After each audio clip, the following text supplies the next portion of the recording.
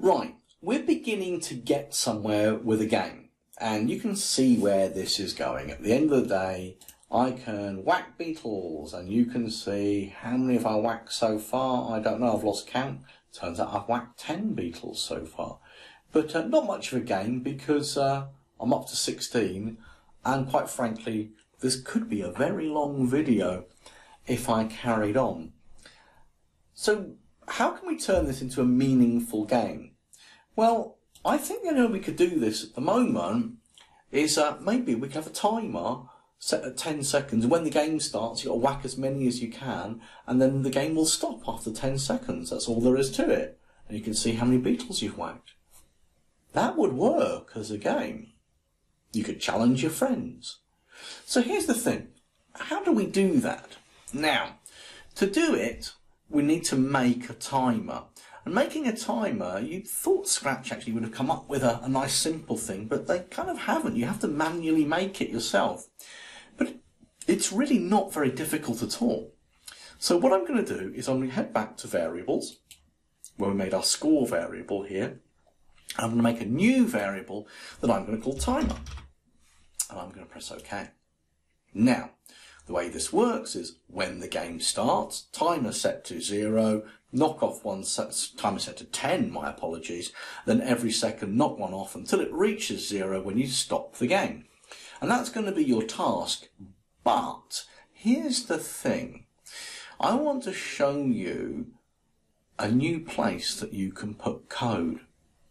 Because the timer isn't really about the beetle or the hammer, it's about the game itself. So it's not a great idea to drop the code for a timer on the beetle or on the hammer.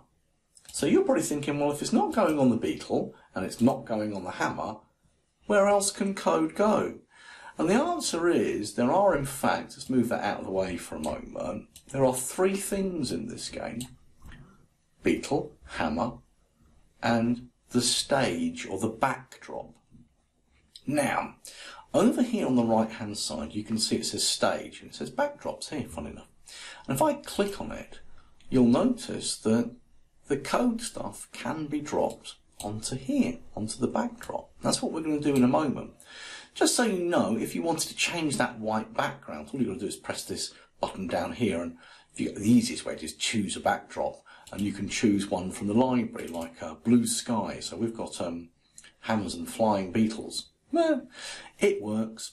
Of course, you still have the option to paint your own backgrounds or get a surprise one or upload a backdrop. And if you're not happy with the backdrop that you've got, you can just click up here for backdrops and you can bin the one that you don't want. So we'll go back to a plain white background. But we can go back here and put code. And this is what the challenge that I'm going to give you now. I'm going to give you the blocks and see if you can get it to work. So we're going to put some code on the stage, and the blocks we're going to need is events, when the game starts. So when the game starts, we're going to need to set one of our variables to being 10. And then we're going to need to wait 1 second, and then we would need to change the variable by -1. Back to variables, change the variable by -1. So 10 becomes 9, becomes 8, becomes 7, becomes 6. Now, here's a bit of maths for you. In control, we have this block that says repeat, and it says 10 times. And also we have this one that says stop all. Just using those blocks and using a bit of common sense on your part, can you make it so that when the timer reaches 0, the game stops? See if you can solve it.